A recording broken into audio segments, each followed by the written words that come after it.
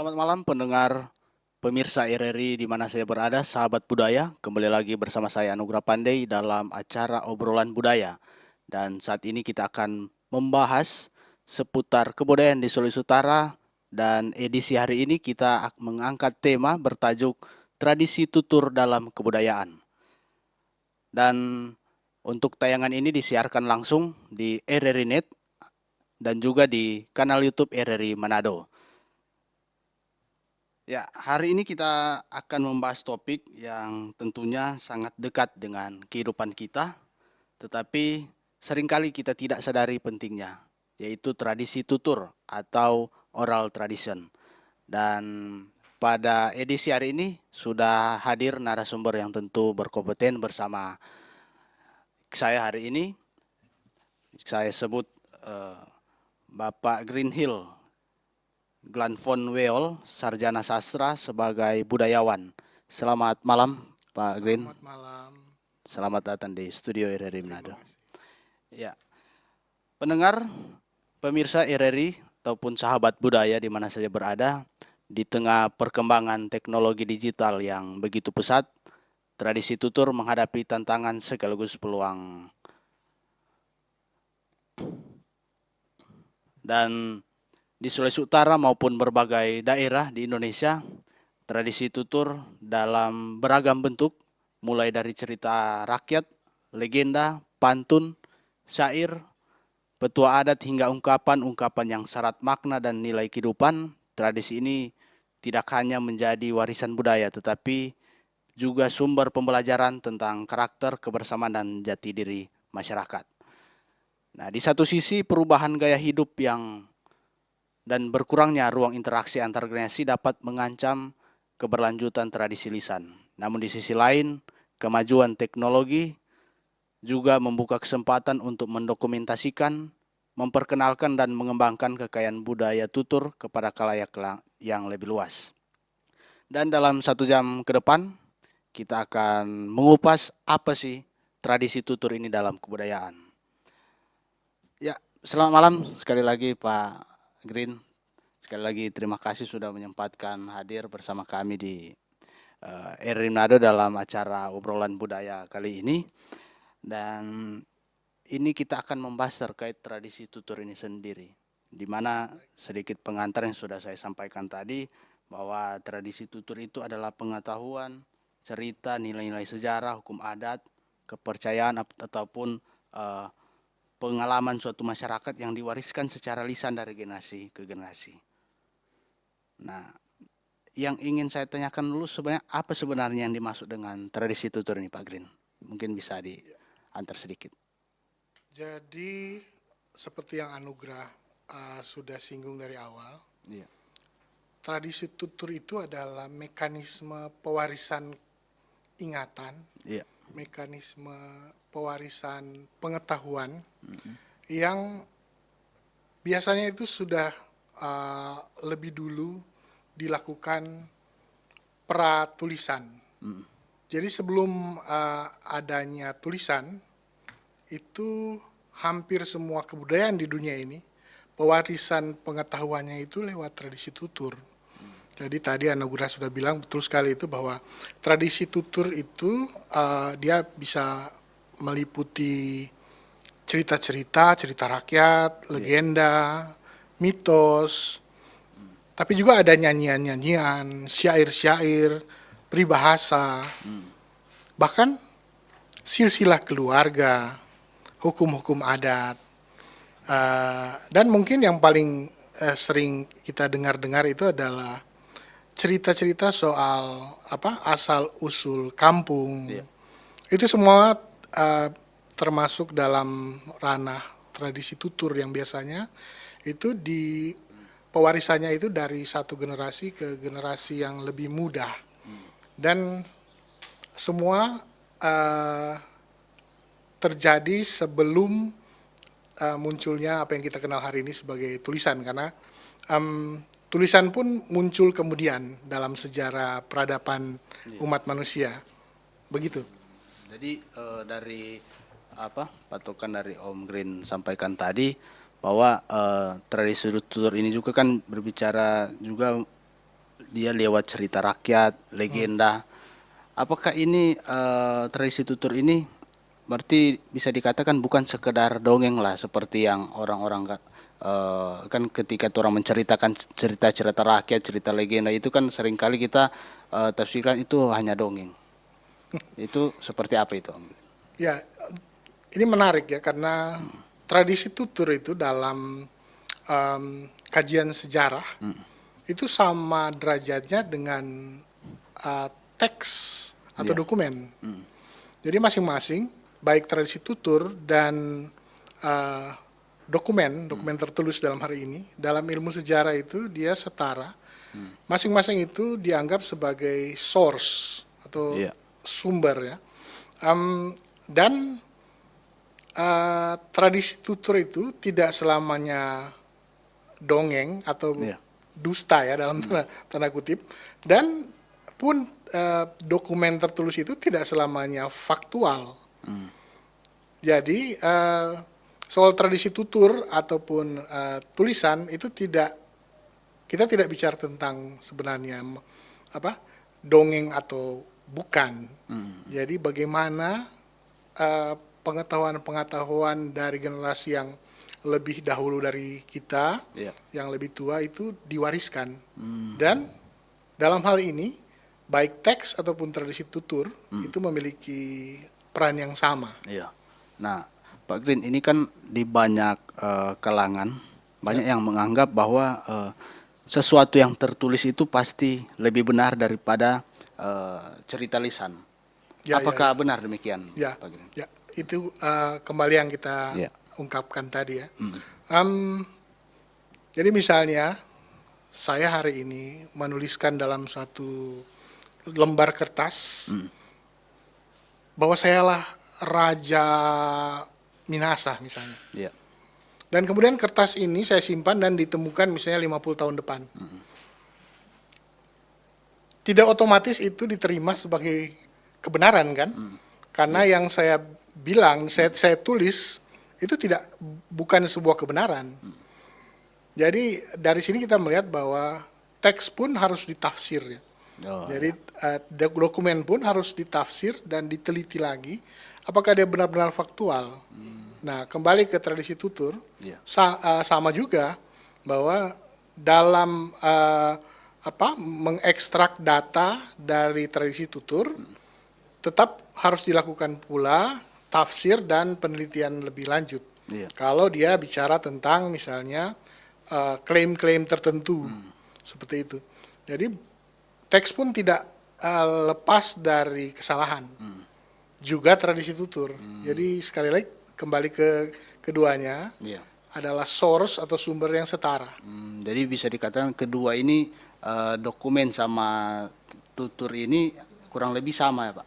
Ya, Artinya tergantung dari penafsiran. Nanti Ya. sebentar Ya, ketika ya, ada ya. penafsiran lebih lanjut ya. Betul sekali. Jadi kalau begitu untuk tradisi tutur ini seberapa ini harus dipercaya oleh masyarakat? Jadi kadang-kadang kita menganggap bahwa teks itu lebih dipercaya. Dan tidak ada salahnya dengan hal itu. Karena memang tradisi teks itu kemudian dia memperbaiki kekurangan-kekurangan yang ada di tradisi tutur. Jadi misalnya dengan teks itu biasanya lebih kekal. Iya. Biasanya kalau dalam ilmu sastra dan ilmu sejarah, kalau sudah dituliskan itu biasanya dia lebih kekal. Jadi transfernya ke generasi yang selanjutnya itu biasanya lebih mudah, lebih gampang. Ketimbang misalnya tradisi tutur yang dia sangat bergantung kepada masih hidup atau tidaknya penuturnya. Seperti itu. Jadi kita rasa untuk pendekatannya apakah soal mana yang paling benar, Iya. itu sekali lagi kembali ke bahwa mereka berdua itu adalah source, sumber yang harus ditafsirkan kembali. Tidak ada yang lebih sahih daripada yang lainnya Oke. sebenarnya. Tapi untuk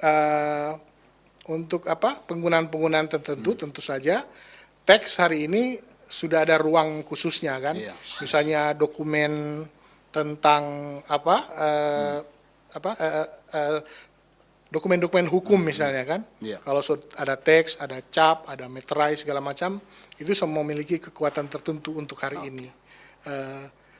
Sedangkan tradisi tutur itu punya fungsi yang berbeda dengan teks-teks legal tersebut. Ya. Ya. Menarik, sahabat budaya. Kita akan mengupas lebih lanjut, tapi kita akan break sejenak. Tetap bersama kami dalam obrolan budaya.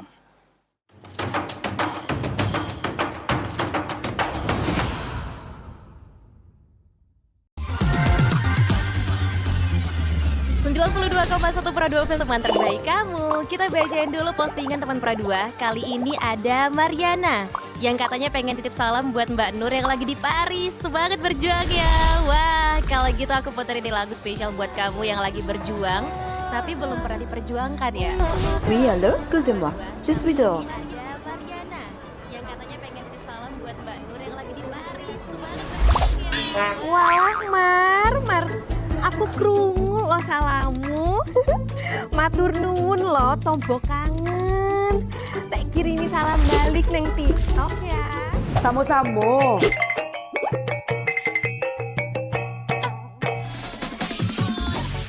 Bundo, jangan main TikTok tarui. Ho, ho, ho, ho, ho, ho, ho. Bundo, awak baru dapat info lowongan Karajo di aplikasi.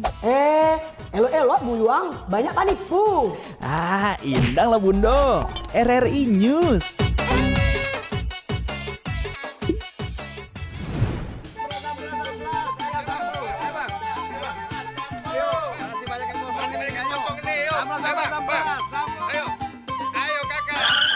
Nyanyi lagu apa kita, Pace? RRI digital saja toh.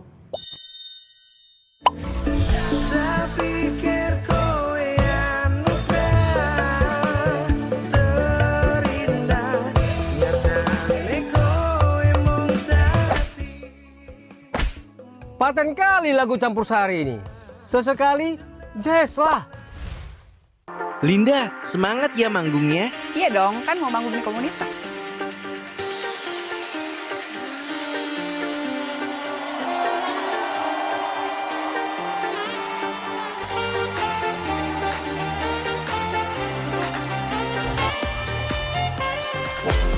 RRI ada di berbagai platform. Sekarang banyak cara menikmati RRI. Kamu yang mana?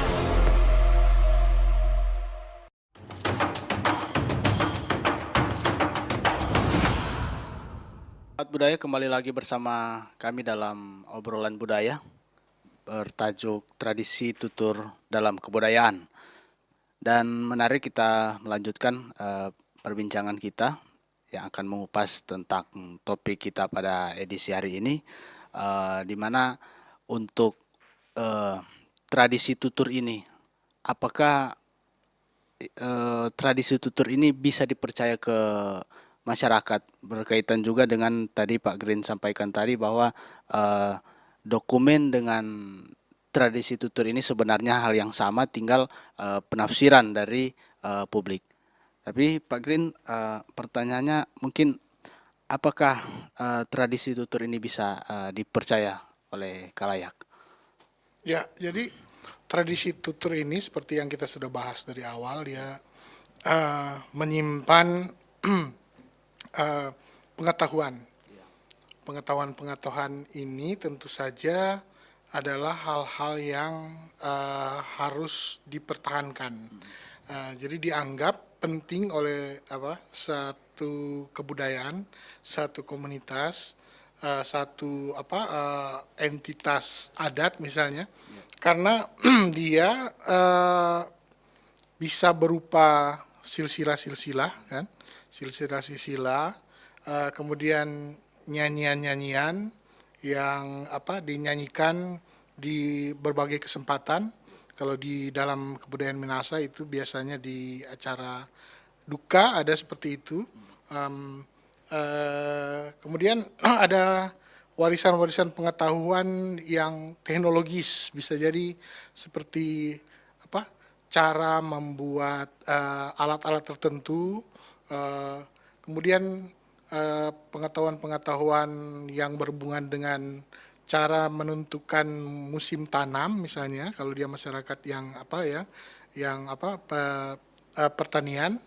Kemudian juga bisa menyimpan pengetahuan-pengetahuan navigasi, biasanya misalnya kebudayaan-kebudayaan laut, dia menyimpan tradisi pengetahuan mereka secara oral ya, secara turun temurun, dan juga ada cerita-cerita masyarakat yang berhubungan dengan asal usul, misalnya kalau dalam kebudayaan Minahasa contohnya Lumimut Toar ya, kisah-kisah ini. Jadi untuk saya tradisi tutur ini masih sangat terpercaya hari ini, karena banyak dari pengetahuan-pengetahuan kultural itu memang masih diwariskan turun-temurun dari mulut ke mulut, dari generasi satu ke generasi selanjutnya, begitu. Jadi tradisi tutur ini juga disandingkan dengan kebudayaan yang satunya itu yang berdasar yang tradisi tulis ini tidak boleh langsung diterima, tetapi juga tidak boleh langsung ditolak. Iya. Karena ada perbedaan antara source atau sumber dan fakta. Jadi seperti juga kita menghadapi tradisi tertulis, kita tidak bisa langsung percaya kepada sebuah misalnya saya lagi bongkar-bongkar tempat-tempat yang tua entah di mana misalnya, kemudian saya menemukan ada catatan-catatan, kertas-kertas tua. Saya tidak bisa langsung percaya kepada catatan-catatan itu. Walaupun dia misalnya sudah berusia 100 tahun misalnya. Karena jangan-jangan 100 tahun yang lalu orang yang menuliskan itu juga tidak melandaskan tulisannya kepada fakta. Jadi tradisi tutur, baik tradisi tutur dan dokumen tertulis itu tetap mesti dikaji lebih lanjut. Dan keduanya sama derajatnya sebagai sebuah data yang harus seperti Andruga bilang tadi bahwa harus dianalisa lebih lanjut, mungkin seperti itu. Iya. Nah, apakah juga Pak Green dalam tradisi tutur ini menyimpan nilai-nilai budaya yang terkandung, dan dari nilai-nilai inilah bagaimana tradisi tutur berperan dalam menjaga identitas budaya? Ya, seperti yang di awal segmen kedua tadi kita sudah bahas ya, bahwa lewat tradisi tutur biasanya sebuah masyarakat itu mewarisi pengetahuan khusus ya, yang berhubungan erat memang dengan identitas spesifik dari masyarakat tersebut. Misalnya sebagai contoh, ada sebuah tradisi tutur dari masyarakat aborigin di Australia ya. Australia, mereka masyarakat asli di Australia. Mereka punya cerita tentang bagaimana leluhur mereka melewati lautan begitu. Melewati lautan. Jadi dalam kajian sejarah, tradisi tutur itu sangat berguna karena bisa dijadikan sebagai sarana untuk penyelidikan lebih lanjut. Misalnya dalam tradisi aborigin itu mereka disebutkan bahwa mereka berlayar dan tiba misalnya dari utara misalnya. Jadi sudah ada clue, ada petunjuk bahwa masyarakat aborigin ini datangnya dulu dari utara sebagai misalnya begitu. Dan yang harus dilakukan adalah bagaimana klaim tradisi tutur itu bisa dibuktikan lebih lanjut. Misalnya dengan menyelidiki di bagian utara sana, apakah betul ada sisa-sisa peradaban aborigin yang kemudian meninggalkan daerah utara itu dan ke selatan seperti itu. Jadi dalam hal berguna, sangat berguna, baik untuk identitas sebuah peradaban, sebuah kebudayaan, ataupun berguna sebagai kajian-kajian akademik mendatang. Sangat berguna. Bisa jadi dasar penunjuk untuk dilanjutkan Ke penelitian lebih lanjut, seperti ya. itu. Jadi dia istilahnya kita sudah ada clue, ada petunjuk awal, begitu. Oke. Ini mungkin Pak Green mungkin sedikit kita coba bertanya, mungkin bisa dari publik mungkin bisa terkejut mendengar karena ini kita ambil contoh kitab suci Pak Green. Oh iya. Karena kita Kristen, kita apa ini Alkitab. Apakah Alkitab ini juga memiliki hubungan dengan tradisi tutur? Iya. Mungkin boleh. Jadi banyak dari kitab-kitab yang dianggap kemudian sebagai kitab suci hari ini. Jadi saya bicara sebagai seorang Kristen misalnya. Jadi banyak bagian-bagian narasi-narasi dalam kitab suci itu, dia awalnya adalah tradisi tutur. Jadi dia awalnya dia adalah tradisi tutur dalam bentuk bahwa dia adalah kisah-kisah, cerita-cerita yang dicerita-ceritakan dan berlangsung banyak generasi. Jadi dia dari generasi yang terlebih dulu, kemudian entah beberapa generasi kemudian dia dalam bentuk tutur. Dan misalnya kisah kalau kita ambil contoh, misalnya kisah dalam Alkitab, misalnya di Perjanjian Lama ada narasi tentang Ayub kalau tidak salah. Kisah Ayub itu adalah kisah yang sangat tua. Dan kemudian masuk ke penulisan Alkitab menjadi tulisan. Tetapi kisah itu sudah ada ratusan tahun, bahkan mungkin lebih lama dari itu, sebelum Alkitab itu menjadi teks dituliskan. Kisah-kisah yang lain juga seperti itu dalam Alkitab. Walaupun tentu saja tidak semuanya ada yang bagian yang memang dimulai sudah dalam bentuk teks. Tapi ada bagian-bagian yang adalah warisan tua dari tradisi tutur. Begitu. Ya, terima kasih. Menarik pendengar, kita akan lebih menggali lagi terkait tema kita pada edisi hari ini terkait tradisi tutur dalam kebudayaan. Tapi kita break sejenak, tetap bersama kami dalam obrolan budaya.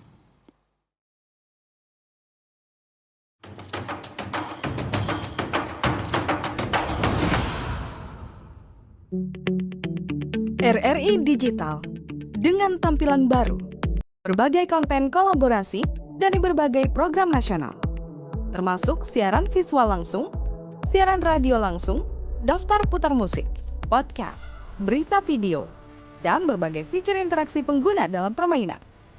Berbagai konten menarik seperti suka, komentar, dan berbagi, serta obrolan langsung dengan penyiar dan pengguna. Pesan langsung dan fasilitas obrolan pribadi antara pengguna aplikasi juga tersedia. RRI Digital tersedia di Google Store dan App Store. RRI Digital.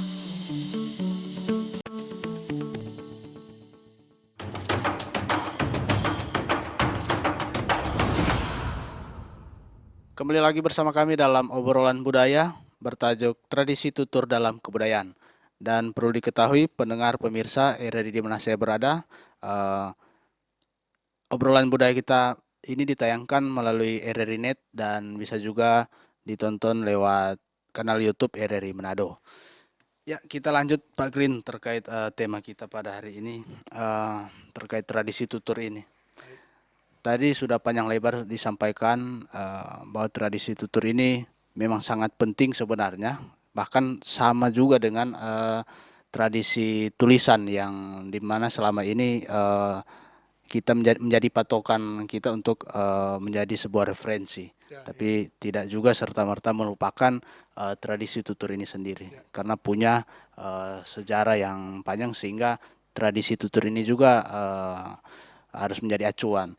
Nah, terus bagaimana untuk tradisi tutur dalam kebudayaan Minahasa? Saya ambil contoh kebudayaan Minahasa saya, Pak. Seperti apa tradisi tutur di sini, Pak? Jadi Minahasa itu seperti juga banyak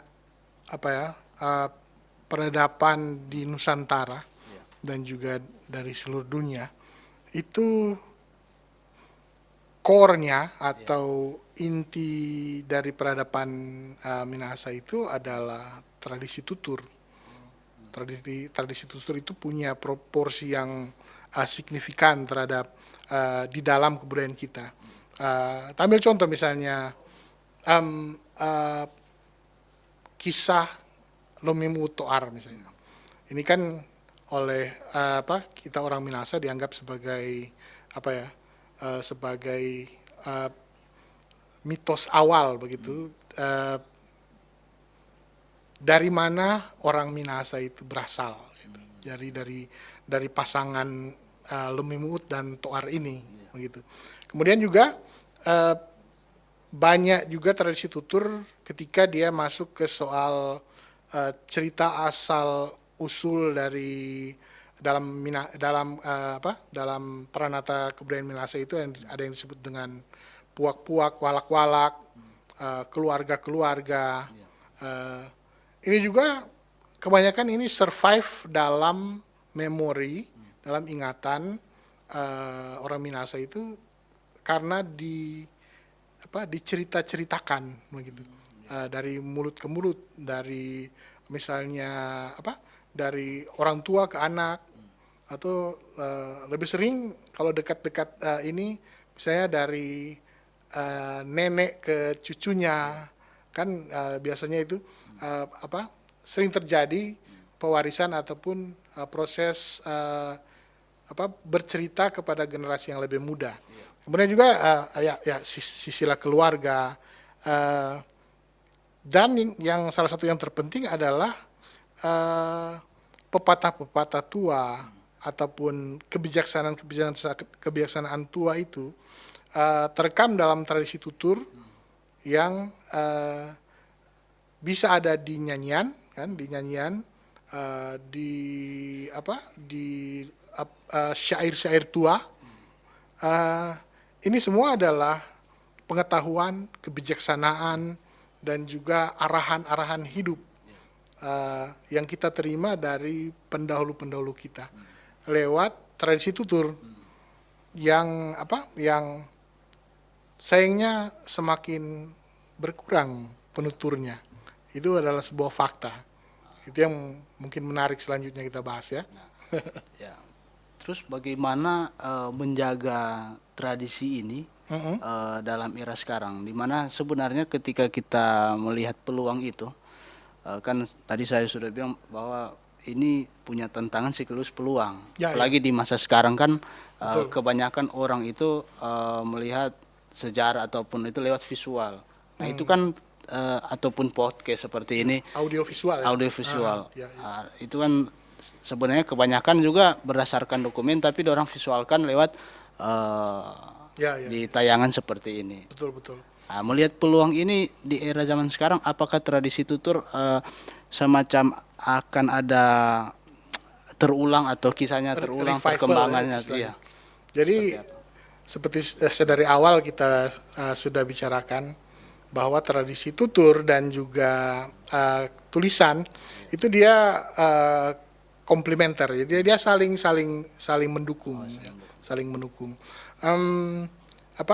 sangat berupa sesuatu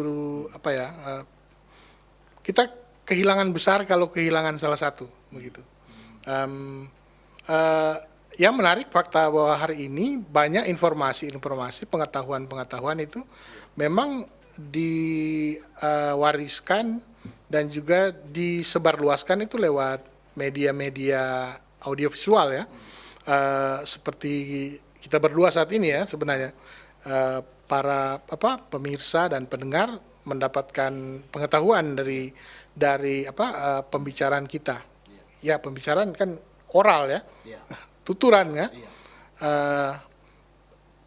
Mereka tidak perlu mengakses secara langsung misalnya buku-buku, dokumen-dokumen secara langsung. Ini terlihat jelas bahwa tradisi tutur dan juga dokumen itu punya ruang yang masing-masing merupakan kekuatannya begitu. Penyebaran pengetahuan secara audiovisual lewat talk show seperti ini di satu sisi bisa disebut juga sebagai tradisi tutur masuk ke dalam situ ya. Dia ada ruang yang dia bisa langsung langsung tembus, misalnya dengan radio, televisi, kan langsung berada di di ruang tamu kalau dia televisi ya, ruang tamu dari para pemirsa. Kalau dia radio ke ruang dengar. Kalau dia hari ini lebih luar biasa lagi, karena gadget kita bawa kemana-mana kan. Jadi dimanapun kita berada, pengetahuan itu bisa kita akses, begitu. Itu sebuah sebuah kekuatan luar biasa dari tradisi tutur. Dia seringkali bisa dengan cepat meluas, begitu. Kekurangannya, ketika misalnya wawancara kita pada hari ini selesai ditayangkan, maka dia hilang dari ruang dengar dan ruang pandang, dan dia hanya bisa kembali diakses kalau misalnya yang mau mendengar, yang mau menyaksikan itu kembali memutar misalnya rekaman. Dia istilahnya seperti juga suara, sekali kita bicara dia lenyap. Disinilah fungsi tulisan datang untuk menyelamatkan itu, mengabadikan itu. Jadi biasanya kalau sesuatu yang telah ditulis itu dia akan tahan lebih lama, karena misalnya tulisan itu bisa digandakan, difotokopi, kemudian dikirim kemana-mana seperti itu. Dia bisa disimpan dalam perpustakaan, dalam arsip-arsip. Jadi biasanya dia daya tahannya lebih lama, dan dia bisa lebih mudah diakses untuk penelitian-penelitian formal seperti itu. Makanya kan kalau penelitian-penelitian biasanya butuh buku, butuh tulisan ilmiah seperti itu. Tapi di satu sisi tradisi verbal juga, tradisi tutur itu tetap bisa dijadikan bahan tulisan-tulisan ilmiah, tetapi harus lewat misalnya wawancara. Kita ada effort lebih, harus mencari sumbernya kan. Jadi kita tidak bisa hanya berdiam di perpustakaan untuk mencari buku. Kita harus turun misalnya ke kampung-kampung, cari narasumber seperti itu.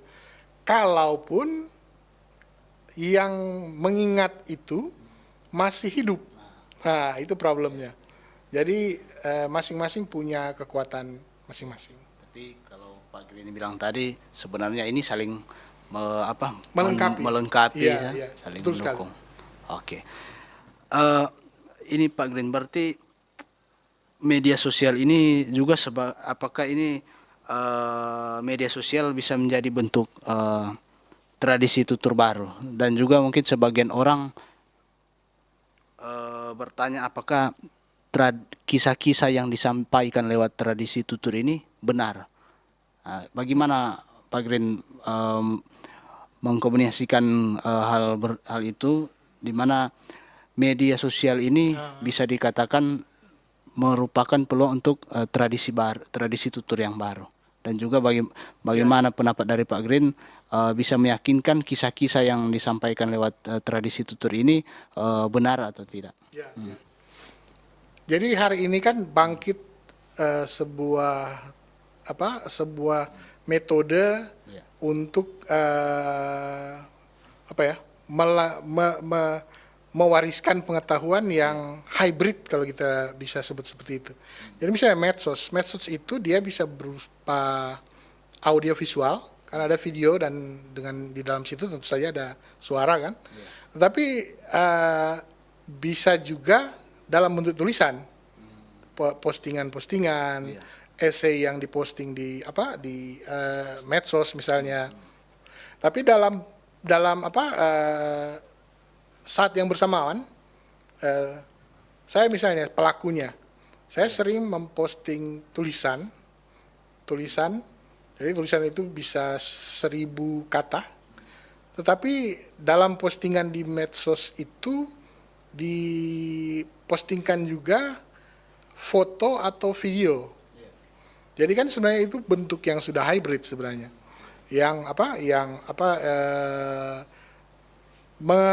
menggunakan dua cara itu. Dan sebenarnya hari ini masyarakat manusia modern hari ini kan kita sangat beruntung bisa memilih banyak hal untuk menyampaikan pemikiran, kan begitu. Bisa ada yang langsung live dengan selfie misalnya video kan begitu. Banyak laporan-laporan di medsos kan tentang misalnya kejadian-kejadian kan seperti itu. Ada juga yang memposting selfie sendiri tentang pemikiran-pemikirannya kan seperti itu. Dan saya pikir di saat dunia modern ini kita punya banyak sekali keuntungan, kemerdekaan untuk memilih itu. Kembali ke pertanyaan selanjutnya adalah soal bisakah dia dipercaya, kan seperti itu. Jadi sekali lagi media apapun dia, kalau kita hendak gunakan itu sebagai sebuah penentu misalnya, sebagai sebuah data misalnya, tetap dia harus diselidiki lebih lanjut. Kan? Mau dia tulisan, mau dia tradisi tutur, itu tetap dia mesti melalui penelitian lebih lanjut. Jadi baik dokumen teks itu ataupun rekaman ataupun wawancara ataupun tradisi tutur itu semua hanyalah merupakan source atau sumber data. Jadi untuk diteliti lebih lanjut kebenarannya. Begitu. Baik. Ya, pendengar pemirsa sahabat budaya, tetap bersama kami, kita break sejenak, tetap dalam obrolan budaya.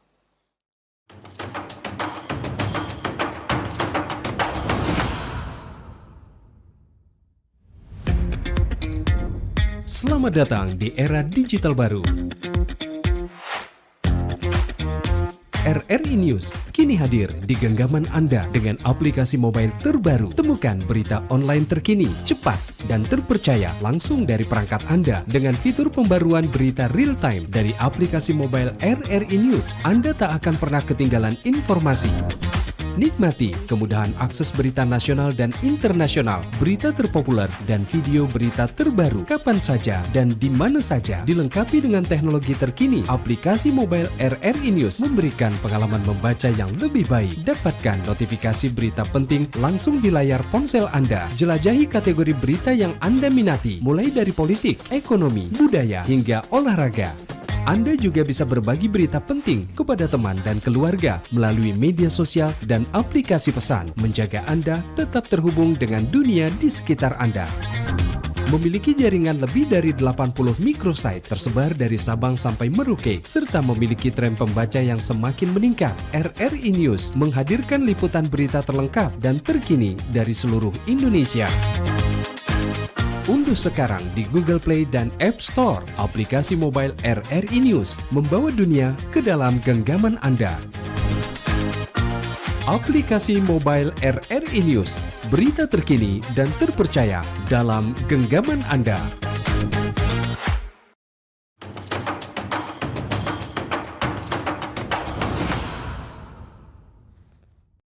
Ya, kembali lagi bersama kami dalam obrolan budaya. tradisi tutur dalam kebudayaan. Kita lanjutkan perbincangan yang sangat-sangat menarik, Pak Green. Dari sekian pernyataan tadi yang sudah disampaikan, timbul satu pertanyaan sebenarnya. Apakah tradisi tutur ini merupakan sejarah atau bukan sejarah? Ini jadi menarik sekali Iya. karena ini biasanya titik yang senantiasa ditanya-tanyakan tentang tradisi tutur ini. Tuh. Jadi dalam ilmu sejarah itu, pertanyaan pertama itu bukan tentang benar atau salah. Pertanyaan pertama yang ditanyakan dalam ilmu sejarah itu, apa yang sedang diingat oleh masyarakat. Jadi ilmu sejarah itu dia memperlakukan tradisi tutur itu sebagai metode untuk menggali ingatan. Seperti juga dia menggali dokumen.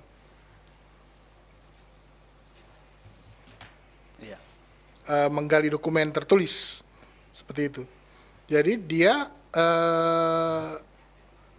kalau ditanya tradisi tutur itu sejarah atau bukan? Iya, dia sejarah.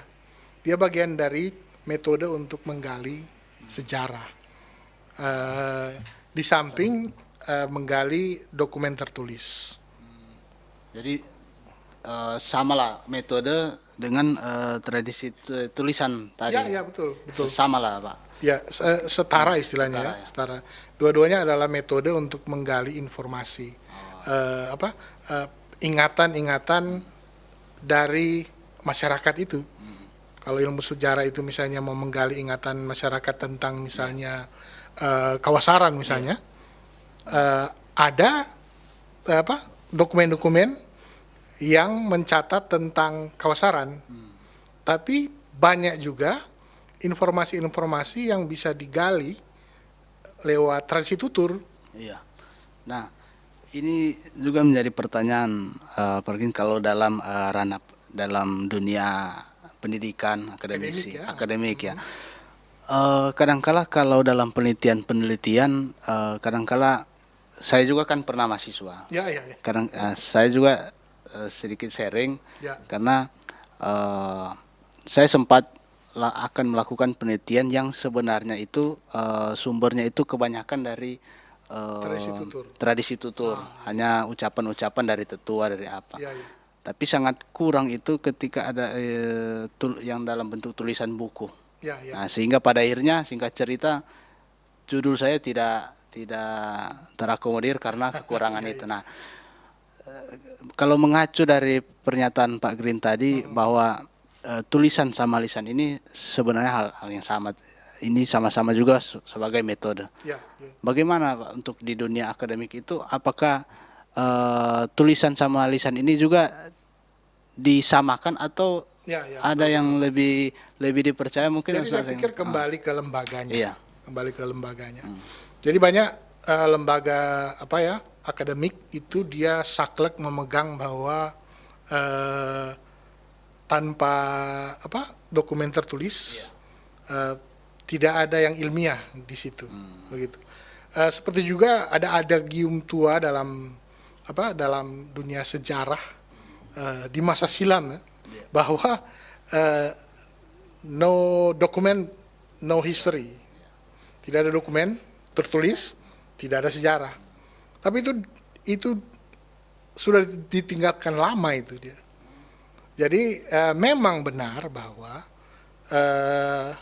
dengan adanya tulisan kita memiliki landasan tertulis kan seperti itu.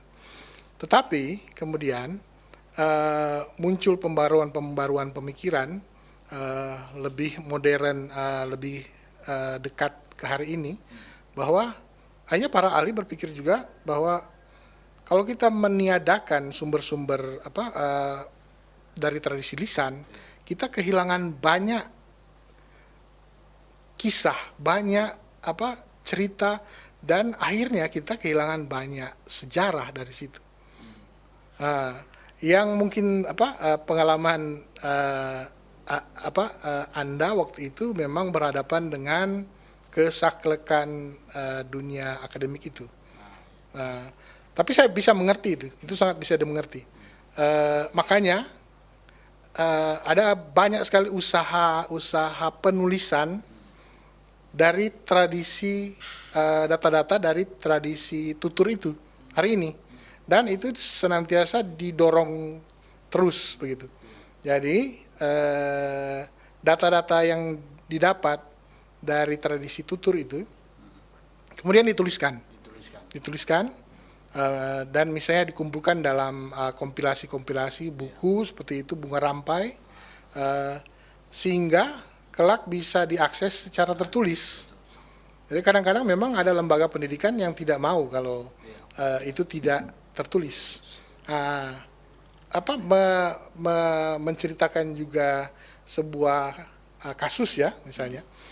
Kalau ada kasus yang berbeda, ada seorang profesor saya yang dia pada saat kuliah di luar negeri, dia hampir sama dengan Anda kasusnya. Bahkan dia lebih lagi karena sumbernya tutur dari diri sendiri. Ketika ditanyai mana buku-buku, mana sumber-sumber, dia bilang ke penguji-pengujinya tingkat doktoral waktu itu, dia bilang bahwa saya adalah satu-satunya sumber yang ada di sini. Saya yang menghidupi yang saya ingin tuliskan sebagai tulisan ilmiah ini. Ini tidak pernah dituliskan sebelumnya. Saya adalah yang pertama. Dan akhirnya para pengujinya memberikan kesempatan bahwa dalam titik tertentu, ketika tidak ada satupun tradisi tutur yang dituliskan, maka satu-satunya sumber itu adalah dia itu, karena belum ada yang lain kan. Nah, ini yang kita maksudkan dengan bahwa tradisi tutur dan juga dokumen tertulis itu seharusnya saling mengisi, saling menguatkan. Dan memang hari ini kita ditantang untuk menuliskan lebih banyak, mendokumentasi tradisi tutur tersebut, cerita-cerita, legenda-legenda, warisan-warisan pengetahuan, lirik-lirik ataupun syair-syair itu dituliskanlah hari ini. Tetapi dengan catatan bahwa jangan sesudah dituliskan dan dia kemudian dilupakan dan dihentikan sebagai tradisi tutur. Itu kesalahan juga. Jadi karena dalam tradisi tutur itu tersimpan dalam tanda kutip magisme dari kemampuan tutur manusia itu sendiri. Seperti kalau hari ini saya komunikasi dengan Anda lewat WA tertulis, itu beda dengan ketika kita ketemu langsung, saling mendengar suara. Ada magisme dalam suara manusia, dan itu ada dalam tradisi tutur. Mungkin begitu. Terus Pak, bagaimana ini proses pewarisan tradisi tutur ini dari satu generasi ke generasi ini, mewarisi tradisi ini, dan timbul juga pertanyaan siapa saja yang berperan sebagai penutur dalam tradisi ini, di mana kan kebanyakan, apalagi kalau dalam budaya kita di Minahasa itu, yang penutur-penutur itu kebanyakan sudah lansia. Ya, betul. Nah, bagaimana untuk generasi-generasi sekarang, Pak? Ya, itu hanya berhubungan juga yang dengan baru kita bicarakan tadi. Permasalahan hari ini adalah semakin sedikit yang masih menyimpan pengetahuan itu, pengetahuan tutur itu dalam otak mereka. Kalaupun hari ini kita ke bagian dari yang biasanya banyak menjadi ruang transmisi tradisi tutur itu di misalnya upacara-upacara duka di kampung-kampung di Minahasa, semakin sedikit itu yang menyanyikan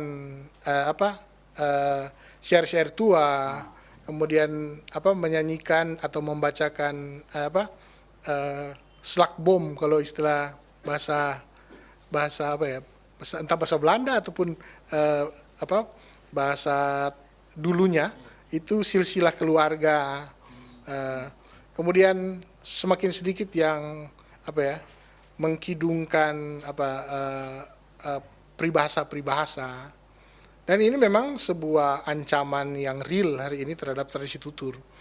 Karena tersisa generasi tua kebanyakan yang masih mengingat. Tetapi tradisi tutur itu magismenya seperti ini. Dia semakin banyak dibawakan dan diperdengarkan kepada orang lain, itu semakin mudah dia hinggap di kepala. Itu salah satu unsur yang mungkin agak supranatural dari tradisi tutur. Karena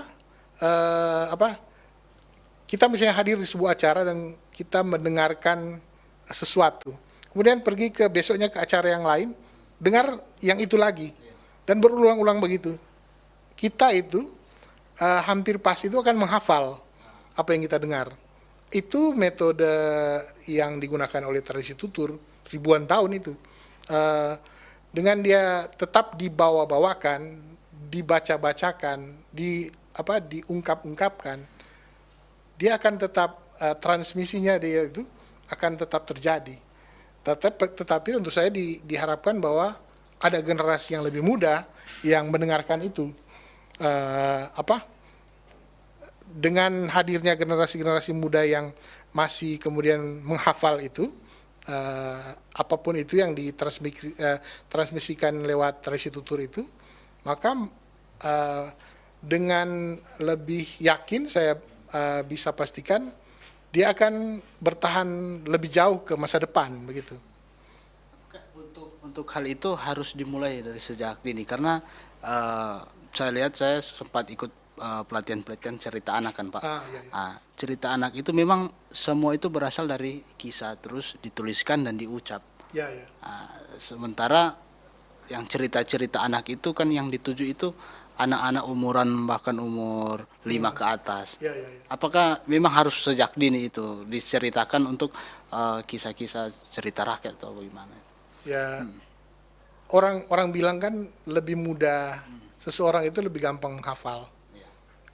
Jadi memang lebih bagus dimulai lebih dini, karena kalau anak-anak mereka belum punya banyak pikiran lain kan, selain menekuni apa yang di hadapan mereka, seperti itu. Jadi lebih mudah itu lebih bagus. Makanya hari ini kan lembaga-lembaga pemerintah pun seperti misalnya Balai Bahasa, itu mereka ada program tentang bahasa ibu ataupun bahasa bahasa ibu, artinya bahasa daerah ya. Itu menuturkan cerita-cerita tradisi yang ada di kebudayaan masing-masing. Itu balai bahasa itu, dan itu adalah organ resmi pemerintah untuk salah satunya itu untuk melestarikan sastra tradisi. Sastra tradisi itu bisa berupa sastra yang sudah tertulis ataupun juga tradisi lisan. Seperti itu. Baik, pendengar, kita akan break sejenak, tetap bersama kami dalam obrolan budaya.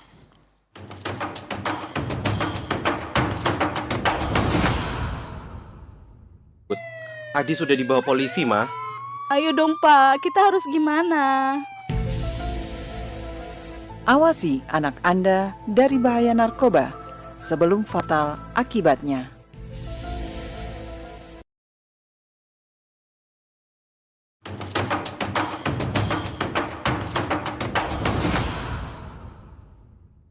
Ya,